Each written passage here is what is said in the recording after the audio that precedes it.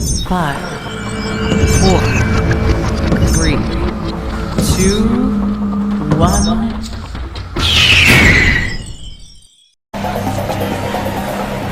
Você não é real. Não é real. E daí? Você é? Alguma coisa é real?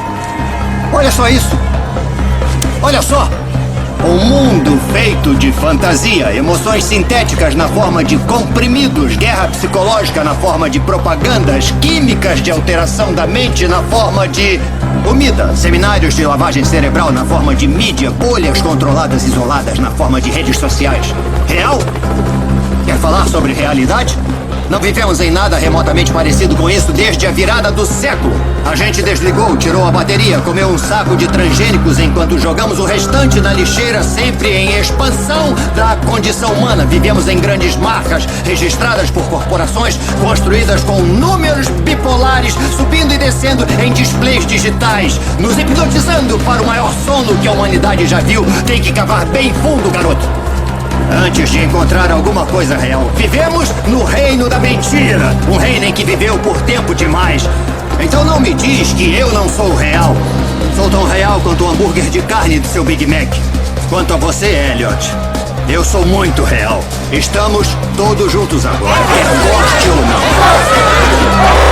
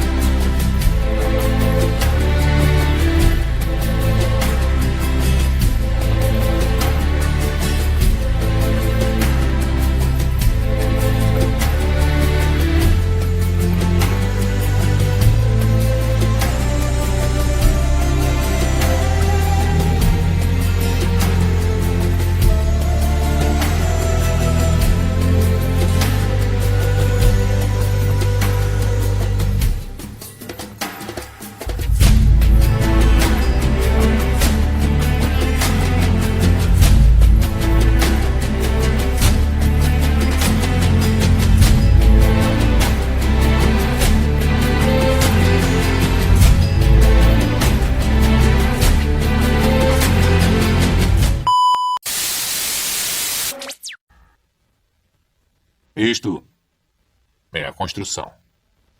É o nosso programa carregando.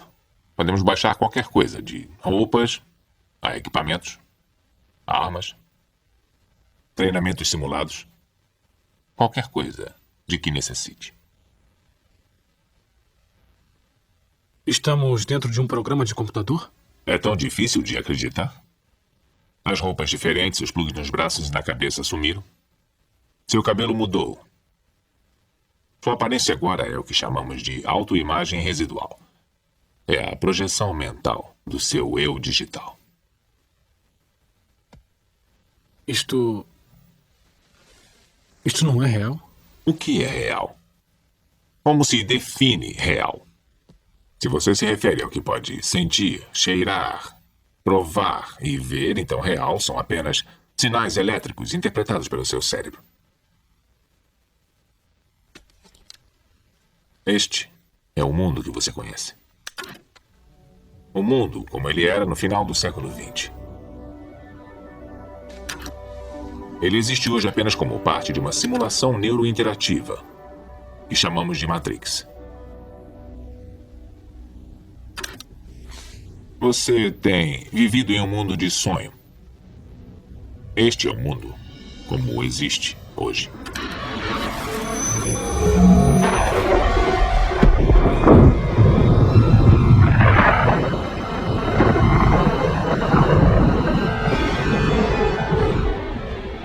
Bem-vindo ao deserto do mundo real.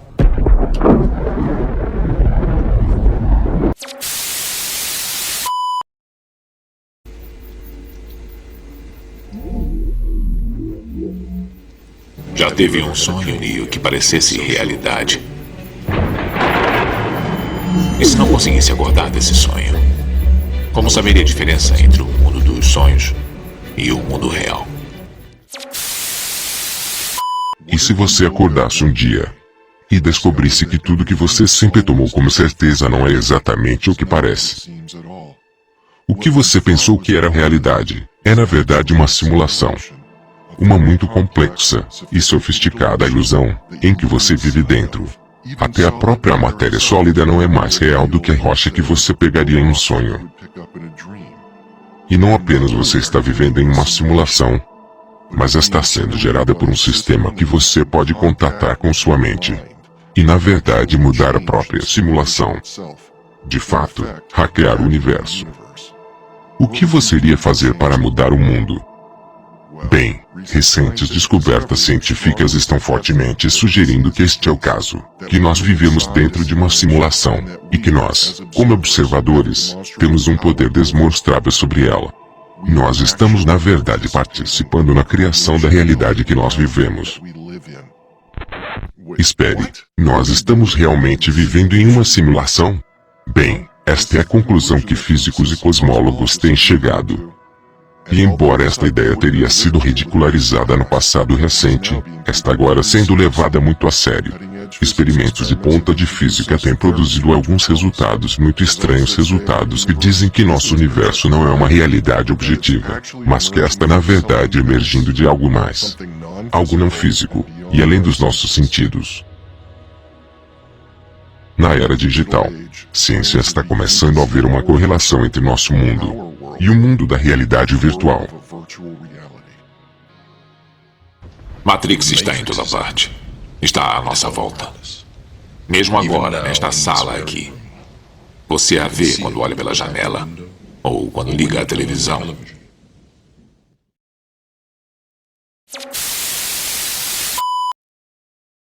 Antigos filósofos gregos já tinham a ideia básica do átomo, e eles usaram esta ideia para ajudá-los a explicar como a realidade funcionava.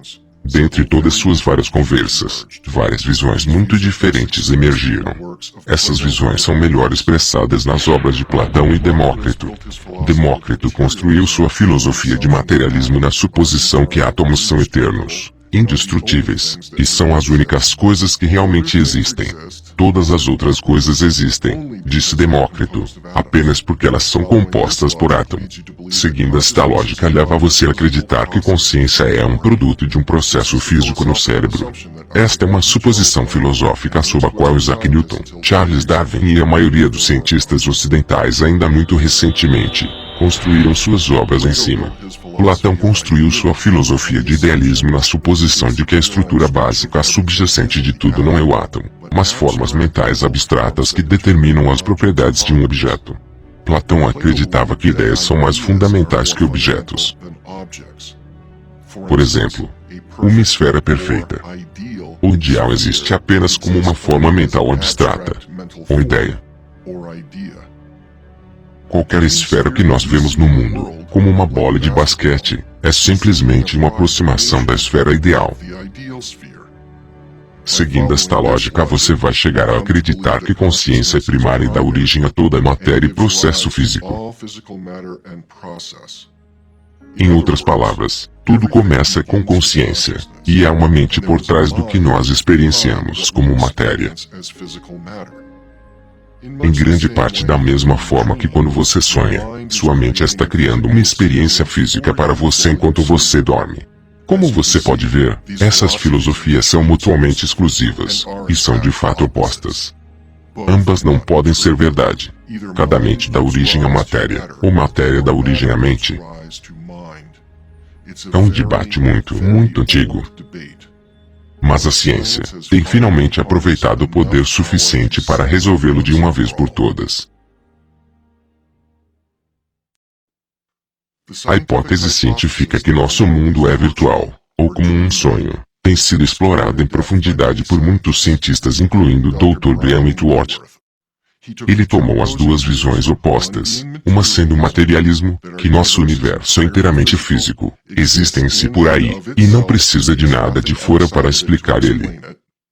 E a outro sendo a hipótese de simulação, que nosso universo existe como uma construção virtual e depende de informação processando acontecendo fora do espaço-tempo.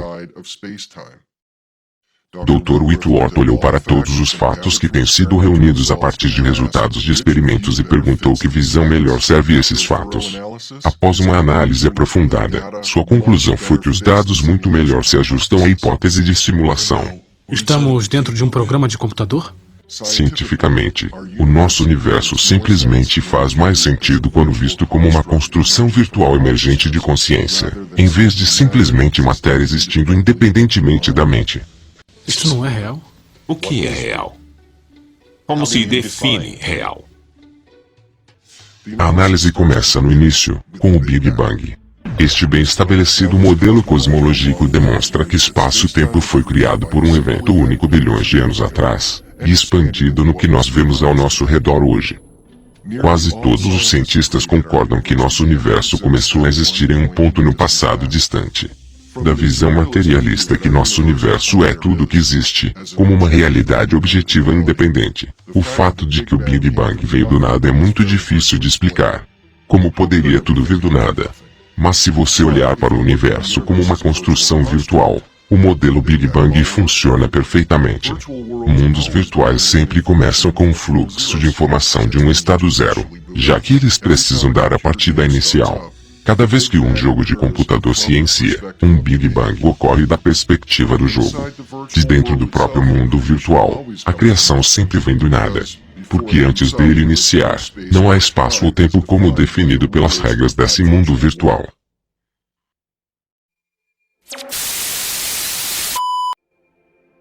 Um universo pixelado, outra coisa a se considerar são os bits quânticos. O fato de que a luz é quantizada como fótons, eletricidade como elétrons, etc. Melhor serve para a hipótese de que nós vivemos em uma construção virtual, porque em processamento digital todos os dados precisam ter uma quantidade mínima, representada por bits, ou pixels. E nosso mundo exibe esta mesma propriedade. Cada imagem gerada por computador decompõe-se em pixels quando examinada de perto. E isto é o que a ciência tem encontrado na natureza. No século passado, físicos descobriram que matéria realmente é quantizada, composta de partículas fundamentais e indivisíveis, bilhões de vezes menores do que um átomo. E, como a ciência tem descoberto mais e mais sobre a forma como o universo se comporta, está ficando claro que a natureza é uma matrix de bits computáveis. Espaço é quantizado, tempo é quantizado, energia é quantizado, tudo é feito de bits individuais. Que significa que o universo tem um número finito de componentes, que significa que tem um número finito de estados, que significa que é computável. Se a verdadeira natureza do universo é de fato digital, que de fato tem bits quânticos de espaço e tempo, e que não há nada que não se possa calcular, e no momento não há evidência contra isto, então é inteiramente consistente com a hipótese de simulação. Bem, como viver numa realidade virtual me beneficia? Eu ganho superpoderes. A realidade pode ser enganada. Podemos reprogramar a natureza e tomar controle de nossas experiências. Estamos, em certo sentido, já fazendo isto mas simplesmente inconsciente disso? Ok, por uma questão de argumento, digamos que os dados servem a hipótese de simulação melhor do que se encaixa ao materialismo. Isso é tudo muito bom, mas há alguma evidência sólida de programação de computador na natureza? Parece que há. O físico teórico James Gates tem na verdade encontrado código de computador escondido profundamente em equações que descrevem supersimetria. Então, você está dizendo que se você cavar mais fundo, você encontra códigos de computador escritos na fábrica do cosmos, nas equações que queremos usar para descrever o cosmos. Sim, código de computador, cordas de bits de uns e zeros. Não é apenas, de alguma forma, se assemelha a códigos de computador. Você está dizendo que é o código de computador? Não é apenas código de computador. É um tipo especial de código de computador que foi inventado por um cientista chamado Claude Shannon em 1940. Considere o fato de uma velocidade máxima na natureza. A velocidade da luz. Natureza tem uma velocidade máxima, e eventos em um mundo virtual também obedecem uma velocidade máxima uma vez que seria limitado por um processador finito. Há também a curvatura do espaço por objetos massivos, e dilatação do tempo em altas velocidades. Ambos fenômenos correlatos com efeitos carregados de processamento virtual a altas concentrações de matéria em nosso universo podem constituir uma alta demanda de processamento, de tal forma que esses objetos massivos iriam desacelerar o processamento de informação do espaço-tempo, semelhante à forma que uma alta demanda de dados em um computador irá desacelerar a velocidade de processamento. Cada símbolo digital criado pelo mesmo programa é idêntico para todos os outros na mesma classe. Em termos de computação, objetos são simplesmente exemplos de uma classe geral. O fato de que todos os objetos quânticos são idênticos em cada classe, fóton, elétron, etc., correlaciona-se com um equivalente digital, uma vez que em um mundo virtual cada objeto digital criado por um mesmo código é idêntico. Enquanto os objetos que nós vemos em nosso mundo têm propriedades individuais, os bits quânticos são construídos a partir de todas as formas idênticas pressionadas. A hipótese de simulação sugere que este é o caso porque cada bit é criado pelo mesmo programa. Tomados em conjunto, tudo isto poderia constituir o que os tribunais referem como peso suficiente de evidência favorecendo o idealismo e hipóteses de simulação sobre o materialismo. Quando coincidências continuam a amontoar, e se combinam com poder explicativo, apresenta um argumento plausível muito forte, ou mesmo uma prova. Mas mesmo a evidência mais convincente é fornecida por casos que a hipótese de simulação pode facilmente explicar, mas que modelos materialistas têm tremenda dificuldade.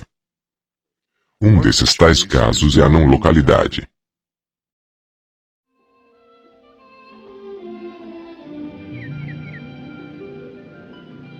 Tudo tem um sentimento de que nós não estamos mais no Kansas.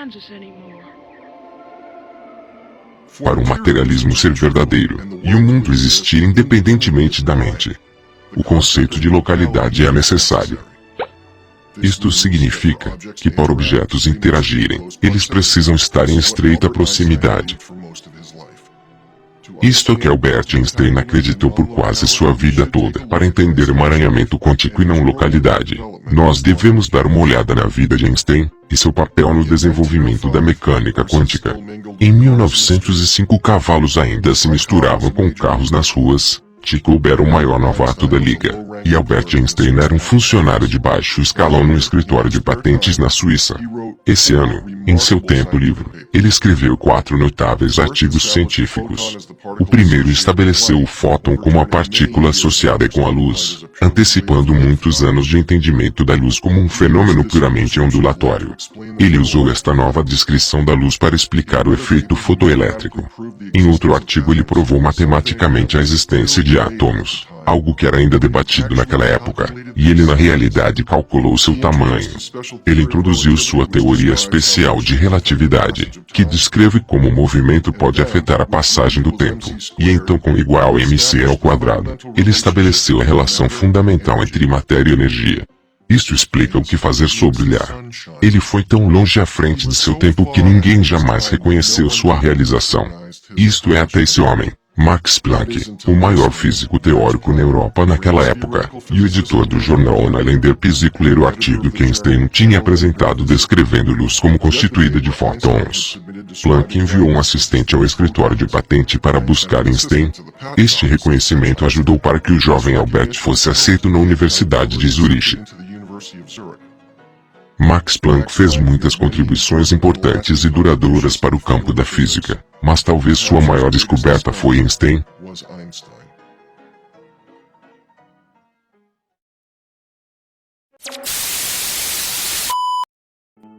Este jovem brilhante companheiro é Niels Bohr. Ele cresceu em Copenhague, Dinamarca e recebeu seu PhD com 26 anos. Um noviço ainda pouco gasto, ele estudou o artigo de Einstein provando a existência de átomos, e em 1913 ele introduziu um modelo conceitual para o funcionamento do átomo, e ainda é o único ensinado hoje. Um núcleo de carga positiva é orbitado por elétrons de carga negativa, e essas órbitas de elétrons têm níveis de energia muito específicos que são quantizados. O modelo atômico de Bohr tem enorme impacto na física atômica e química, abrindo o caminho para a era moderna. Foi-lhe dada uma agradável posição na Universidade de Copenhague como um professor de física.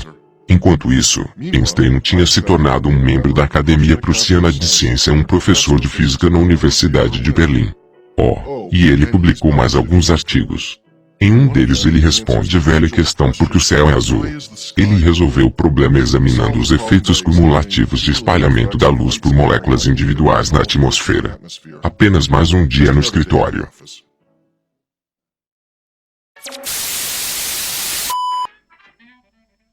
Bem, e a década de 1920 cada jovem garoto queria ser Charlie Chaplin.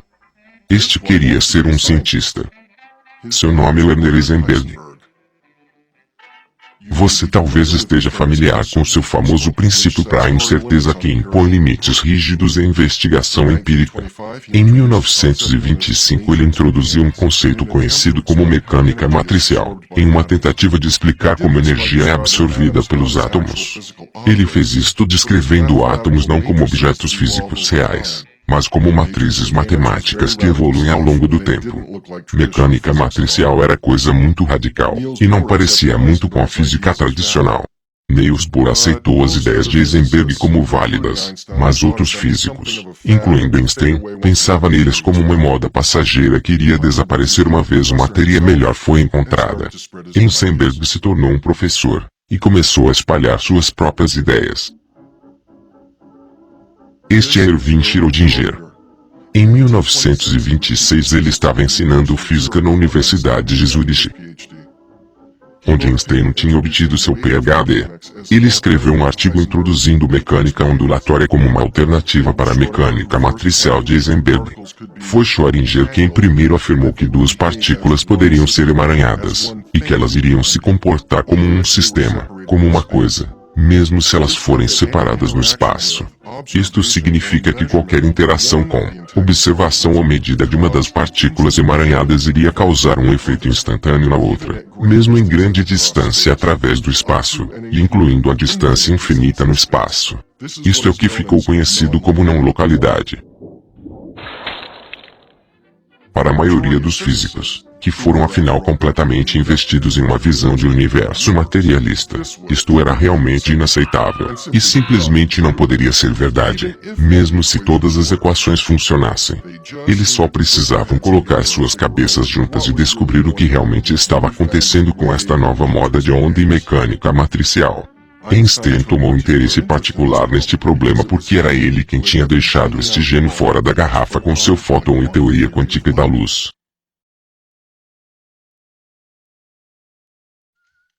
A conferência de Solvay em 1927 foi realizada para resolver esses novos problemas em definir as propriedades e comportamento de fótons e falar sobre alguns pesos pesados. Das 29 pessoas retratadas aqui, 17 ganharam um prêmio Nobel. Aqui está Madame Curie, próximo a ela é Max Planck. Aqui está Einstein, que por sua vez tinha derrubado a teoria de Isaac Newton da gravidade com sua própria teoria geral de relatividade, e ele era de longe o mais famoso cientista no mundo. Aqui estão os jovens iniciantes Evan Schrödinger e Werner Heisenberg, os que começaram todo este problema. E aqui está Niels Bohr no meio entre os jovens e os velhos tradicionalistas liderados por Einstein. Durante a conferência, Bohr e Einstein começaram uma discussão sobre a verdadeira natureza da realidade que iria se tornar a maior rivalidade na ciência moderna.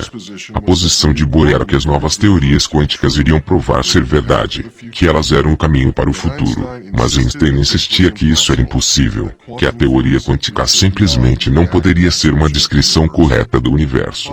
Seguindo a conferência, Einstein começou a trabalhar no que ele chamou de teoria de campo unificada que iria eliminar a necessidade de mecânica quântica e explicar completamente todos os estranhos fenômenos que estavam sendo observados e descritos pelas equações das novas teorias quânticas. Através da década de 1930, Einstein continuou a rejeitar a teoria quântica como um modelo inferior de universo quando comparado ao materialismo. E em 1935 ele foi coautor em um artigo com Boris Podolsky e Nathan Rosen para mostrar que a teoria quântica não poderia ser correta por causa da predição de interação instantânea entre bits quânticos separados por espaço. O artigo de Einstein, Podolsky e Rosen foi chamado A Descrição da Mecânica Quântica da Realidade Física pode ser considerada completa. Einstein chamou o comportamento não local previsto de partículas, ação fantasmagórica à distância para ridicularizar tal previsão. O ano de 1940 foi uma boa época para Einstein, ele continuou a gozar de seu status celebridade rockstar, vivendo em Princeton, Nova Jersey, ensinando no Instituto de Estudos Avançados, e colaborando em vários artigos importantes. Mas todo o tempo ele estava tentando vencer o argumento com Niels Bohr, trabalhando afastado de sua teoria de campo unificado para salvar o universo materialista da não localidade quântica. Em 1955 Einstein era um homem idoso. Ele estava trabalhando em sua teoria de campo unificado por 28 anos sem sucesso. Este foi o homem que tinha escrito 4 artigos científicos inovadores em um único ano. Ele explicou por o céu é azul, o que faz o sol brilhar, como aceleração através do espaço pode diminuir o tempo. Ele derrubou a teoria da gravidade de Newton, e muitos mais realizações. Mas agora, ele tinha gasto quase 3 décadas tentando salvar o materialismo, e foi incapaz de fazê-lo. Albert Einstein faleceu em 18 de abril de 1955. Em 1962, Niels Bohr morreu. Seu conflito com Einstein ainda não resolvido.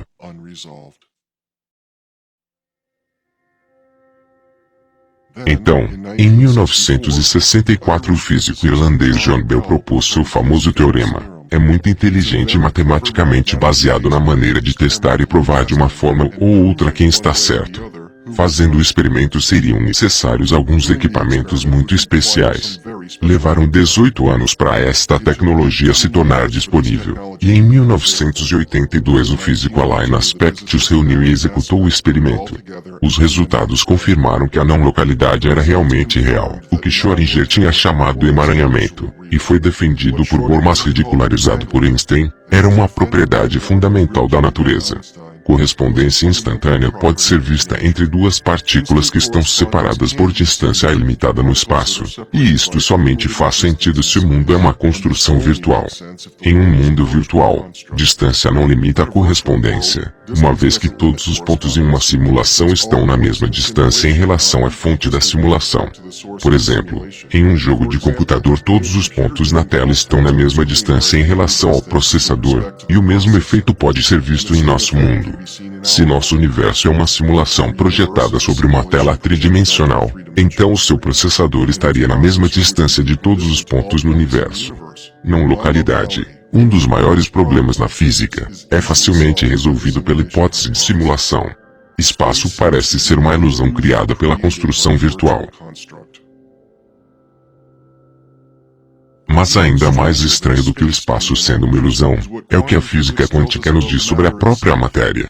Se eu fosse um personagem num jogo de computador que era tão avançado que eu era na verdade consciente, e eu comecei a explorar meu mundo de videogame, iria na verdade sentir para mim como se fosse feito de objetos sólidos reais, feitos de coisas físicas. No entanto, se eu comecei a estudar como curioso físico que eu sou, as propriedades destas coisas, as equações pelas quais as coisas se movem, as equações que dão a essas coisas suas propriedades, eu iria descobrir eventualmente que todas essas propriedades eram matemáticas. As propriedades matemáticas que o programador tem na realidade colocado no software que descreve tudo. O servidor que está criando você não está em seu quadro de realidade. Está do lado de fora. Se você é simulação, esse computador é não físico em relação a você. O que é físico para você é seu mundo simulado.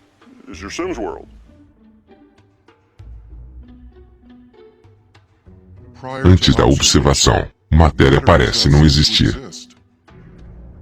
Matéria parece ser o resultado de uma interação entre consciência e ondas de potencial. Isso tem sido demonstrado repetidamente em versões cada vez mais precisas do experimento da dupla fenda, de 1920 até o presente. Para entender o experimento da dupla fenda, precisamos primeiro saber como partículas se comportam. Se nós atirarmos pequenos objetos em um detector, iremos ver uma forma padrão de faixa onde eles passaram pela fenda e bateram. Se adicionarmos uma segunda fenda, esperamos ver uma segunda faixa duplicada à direita. Agora vamos olhar para ondas. As ondas vão através da fenda e irradiam para fora, batendo atrás na parede com maior intensidade diretamente na linha com a fenda. A linha de brilho na tela de fundo mostra essa intensidade. Isto é similar ao padrão de faixa. Mas então adicionamos a segunda fenda. Algo diferente acontece quando o topo de uma onda encontra o vale da outra. Elas interferem e se anulam mutuamente. Isto resulta em um padrão de interferência na parede de trás, onde as ondas se reforçam mutuamente. Elas são a intensidade mais elevada, as linhas brilhantes. E onde elas se cancelam mutuamente não há nada. Então, quando atiramos objetos nas duas fendas conseguimos dois padrões de faixa, mas com ondas nós conseguimos um padrão de interferência. Um elétron pode ser visto como um muito pequeno pedaço de matéria, e quando uma corrente de elétrons é atirada através de uma fenda eles se comportam como pequenos objetos, formando um único padrão de faixa. Então se atirarmos esses pedaços de matéria através de duas fendas nós devemos ter dois padrões de faixa. Mas não é isso que ocorre. Nós temos um padrão de interferência. Nós atiramos partículas, mas nós temos um padrão como o de ondas, não como pequenos objetos. Como podem pedaços de matéria criar um padrão de interferência como ondas? Não faz sentido. No início, físicos pensavam que os elétrons estavam saltando longe um do outro para criar um padrão de interferência. Então em 1961, Klaus Johnson na Universidade de Tübingen na Alemanha modificou o experimento para disparar os elétrons um de cada vez. Desta forma, não há possibilidade de eles se esbarrarem e interferirem uns com os outros. Mas de novo, o padrão de interferência foi visto. Físicos estavam perplexos com isso. De alguma forma parece estar consciente da existência de duas fendas, e não de uma, porque dado origem a esse padrão de interferência. Como é que um átomo faz isso? Será que se divide no meio? Faz isso, torna-se como uma nuvem que vai através de ambas as fendas. O caminho tomado pelo fóton não é um elemento de realidade.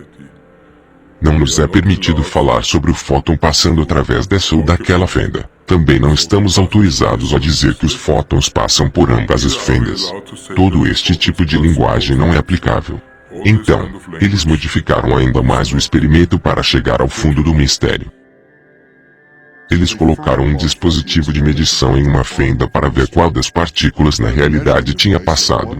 Mas quando os elétrons estavam sendo observados de perto, eles voltaram a se comportar como pequenos objetos e produziram um padrão de faixa, não um padrão de interferência.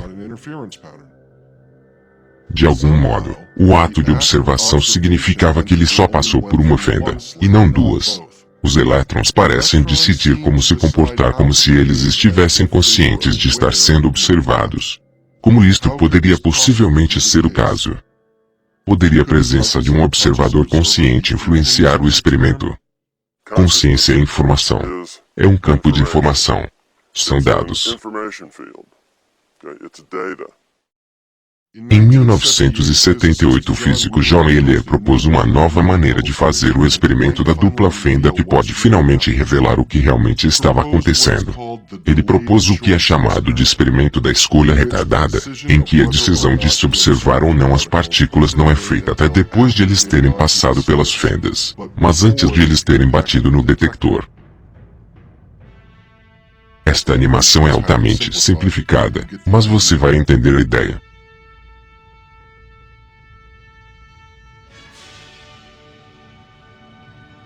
Aqui vem a luz. Ela viaja através da barreira do dupla fenda como ondas. As ondas passam as fendas, mas ainda não bateram no detector. E aqui vem o cientista.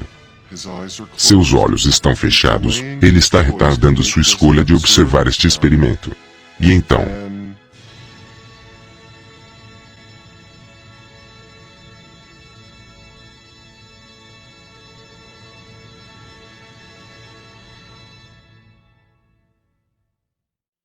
os resultados do experimento não resolvem o mistério. Ao invés disso, tornam ainda mais estranho. Porque o que foi descoberto foi que no momento da decisão de observar, as ondas se tornam partículas, e não apenas isso, mas elas realmente fazem um registro de si mesmas como tendo viajado pelas fendas como partículas. Sim, você me ouviu. Decidir executar o experimento observado faz com que as ondas se tornem partículas, e esta força casual se estende para trás no tempo. Nossa escolha de que experimento fazer determina o estado anterior do elétron.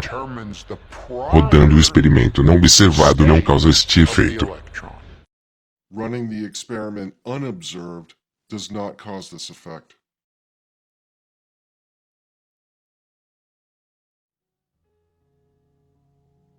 Quando John Euler primeiro propôs acrescentando o protocolo da escolha retardada ao experimento da dupla fenda, ele nos pediu para imaginar uma estrela distante que emite um fóton há bilhões de anos atrás e enviou na direção da Terra. No entanto, sobre a forma como ele deve passar por uma galáxia densa, a lente gravitacional fará a luz se curvar em torno da galáxia, bilhões de anos depois ao atingir a Terra. Um astrônomo escolhe usar um detector tipo binocular e concentra metade dele no lado esquerdo da galáxia, e metade dele no lado direito. Como o astrônomo escolhe medir significa que o fóton poderia somente ter tomado um caminho e iria mostrar um padrão de aglomeração, faixa.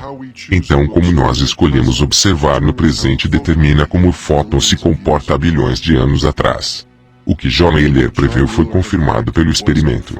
Isto não faz sentido na visão de mundo materialista. Somente faz sentido se o universo é uma simulação e todas as partes são equidistantes no espaço-tempo, mesma distância, com relação à fonte da simulação. Como em um videogame, ou um sonho.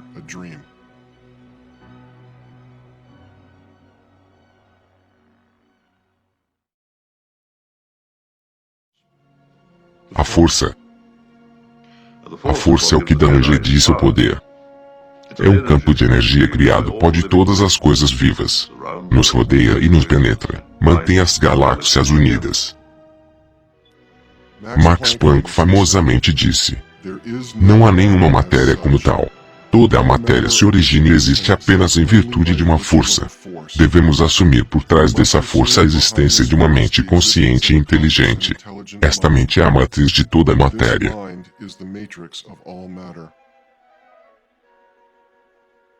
Uma das ideias mais quentes da cosmologia é conhecida como o princípio holográfico. É a ideia que nosso universo tridimensional está emergindo de uma informação bidimensional. Isso é, objetos tridimensionais são compostos de informação espalhada em uma superfície bidimensional. Da mesma forma que um holograma produz uma imagem tridimensional de informação bidimensional. O princípio holográfico nos diz algo muito surpreendente. Ele diz que nossas ideias de volume, em um certo sentido, o mundo, pode ser um tipo de ilusão. Primeiro de tudo eu gostaria de dizer, deve ser claro que toda essa história holográfica é a coisa mais radical que já aconteceu com nosso entendimento do espaço, tempo e matéria desde a invenção da mecânica quântica e relatividade. Teoria quântica em geral, e os resultados dos experimentos que têm sido rodados nesta área, reafirmam o princípio holográfico.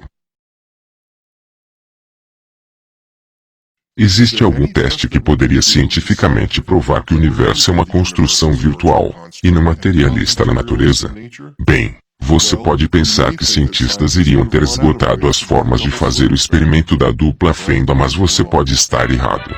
O experimento eliminador da escolha retratada foi primeiro realizado em 1999 por Marlan Scully, Leon Kim e colaboradores.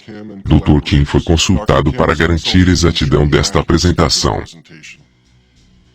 O experimento começa no canto superior esquerdo com uma fonte de fótons por trás da barreira com duas fendas. Um cristal é colocado na frente da barreira que divide os fótons em pares emaranhados. Estas lentes têm a tarefa de direcionar um de cada par, que tenha viajado através de qualquer fenda, para que eles tenham impacto no detector zero.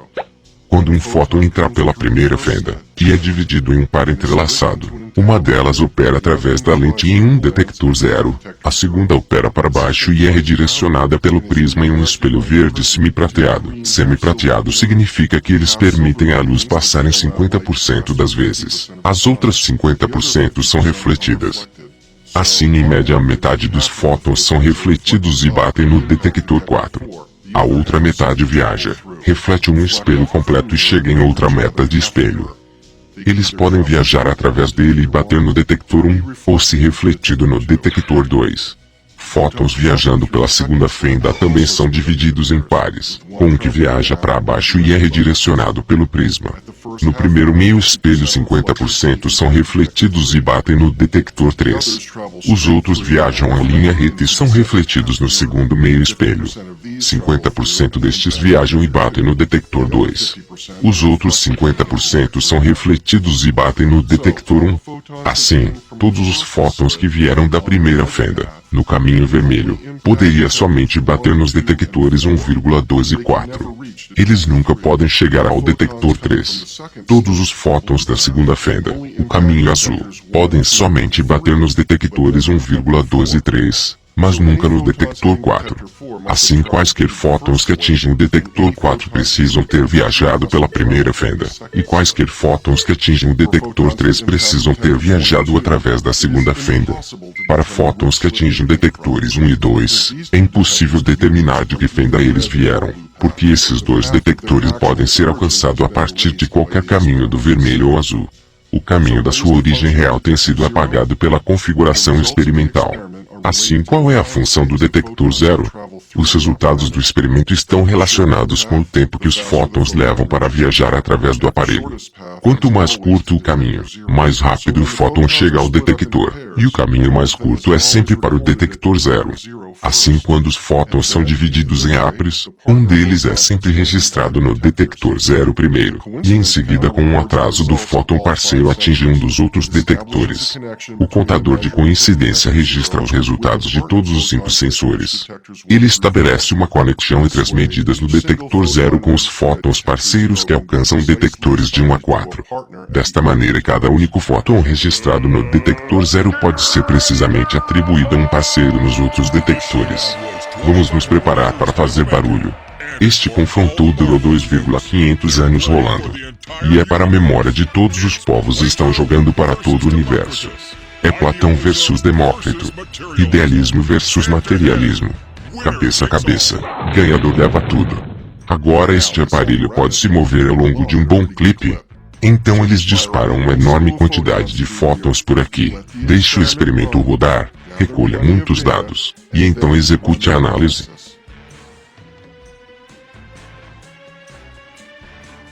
E quais são os resultados? Detectores 1 e 2 sempre mostram padrões de interferência, porém é impossível determinar de qual das duas fendas os fótons vieram. Mas detectores 3 e 4 sempre mostram padrões de aglomeração, porque podemos saber de qual fenda esses fótons vieram. Essa é a única diferença. Como a luz escolhe mostrar a si mesma, como partícula ou ondas, depende do quanto sabemos sobre ela. Se ele teve que vir de apenas uma fenda, padrão de aglomerado. Se ele pode ter vindo de qualquer fenda, padrão de interferência. Não há explicação materialista para isto.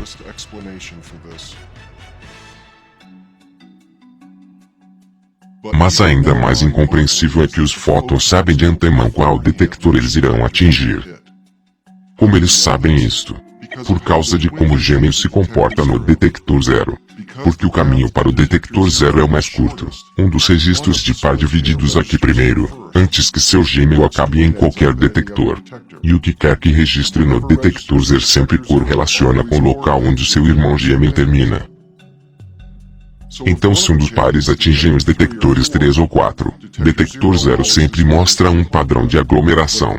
Mas se seu gêmeo cai no detector 1 ou 2, o detector 0 sempre mostra um padrão de interferência. A partícula pode prever o futuro. Ou o espaço-tempo é uma construção virtual com todos os quadros disponíveis simultaneamente na fonte da simulação. Física moderna tem definidamente decidido por Platão. As menores unidades de matéria são, de fato, objetos não físicos no sentido comum da palavra. Eles são formas potenciais, no sentido de Platão, ideias abstratas, que podem apenas ser descritas em linguagem de matemática. Espaço e tempo são ideias bem como propriedades não absolutas da natureza. Ciência decidiu. Materialismo não é uma visão de mundo válida. Mas físicos agora aceitam que partículas não existem como objetos na falta de observação. Mas existem apenas como ondas, que então viram partículas quando observadas. Essas ondas não são nada de tangível como ondas do oceano, ou mesmo ondas de rádio. Mas simplesmente uma descrição probabilística de onde as partículas podem estar se eles forem verificadas. Partículas são distribuições de probabilidade, e não pequenas coisas duras. Mas quando você avalia elas, como a avaliação de qual fenda elas vieram, isto é o que Werner Heisenberg disse muitos anos atrás. Você tem uma partícula. A onda que se transforma em uma partícula é apenas uma onda de possibilidade. Quando você olha, elas aparecem. Quando você não está olhando, eles não necessariamente existem. Esta situação parece muito estranha até que você compare com o que você vê em uma simulação de computador. Um videogame te dá um quadro que você precisa enquanto está olhando ali. Quando você navega ao redor e olha algo mais, ele cria e te dá aquele quadro. Estranhamente, o universo se comporta da mesma forma. Nosso mundo realmente parece ser pixelado, e apenas assume forma definitiva quando observado, da mesma maneira que simulações de computador se comportam. É por isso que a hipótese de simulação é agora levada a sério por número crescente de especialistas. Eu pessoalmente acho que estou mais para o ponto de vista teórico e informacional e acreditando que o universo existe em simulação muito boa e de alta qualidade.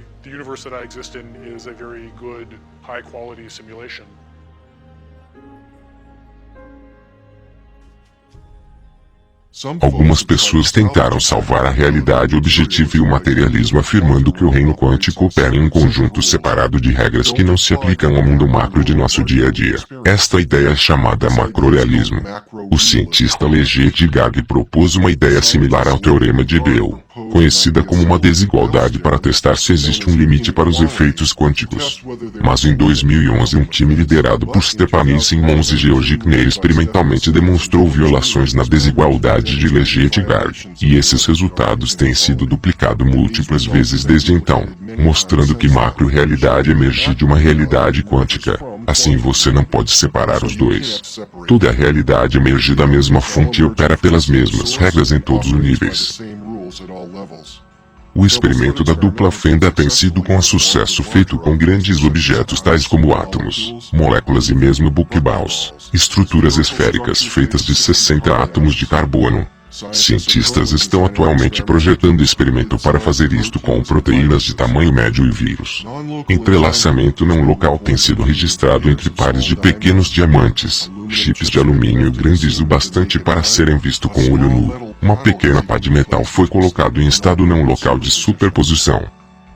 A partir de fevereiro de 2015, macrorealismo falhou em cada teste experimental. O fato que efeitos quânticos existem no nível macro é o que faz computação quântica possível. E computação quântica toma lugar em uma base diária no laboratório Qubit do Dr. Seitlo Limit. A ideia é que você pode evitar a queda do materialismo por afirmar que o macro-mundo é separado do mundo quântico simplesmente não funciona. Toda a realidade emerge da mesma fonte. Assim, é o reino quântico diferente. Não diferente é, só diferente em sua mente. Você desaprender o que aprendeu precisa. Ok, tudo bem. Assim a ciência diz que nós podemos realmente viver em uma simulação, mas o que isso significa? Estou sendo mantido vivo em daqueles casulos assustadores de Matrix?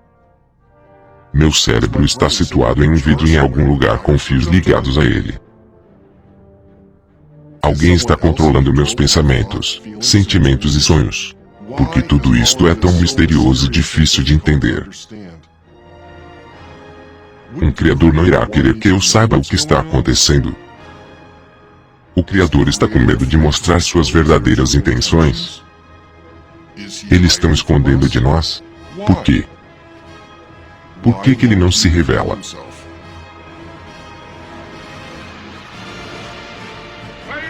Não preste atenção a esse homem atrás da cortina. E se você está conectado com o Criador? E se parte do seu subconsciente ainda é conectado com a consciência original que programou essa realidade virtual? Depois de tudo, nós sabemos que nosso subconsciente pode criar uma experiência física para nós enquanto dormimos. É a nossa verdadeira inspiração, entende? Agora, em um sonho, nossa mente faz isso de forma contínua. Nós criamos e percebemos nosso mundo simultaneamente. E a nossa mente faz isso tão bem que nem percebemos o que está acontecendo.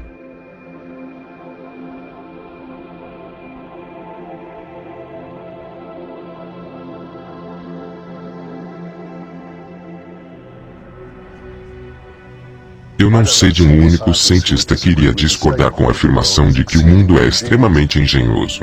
Não apenas matemático, não apenas bonito, não apenas elegante, mas a manifestação de algo verdadeiramente extraordinário. Se nós todos podemos concordar com uma coisa, deveria ser que ciência significa descoberta. Isso é bom. Você deu seu primeiro passo para um mundo maior.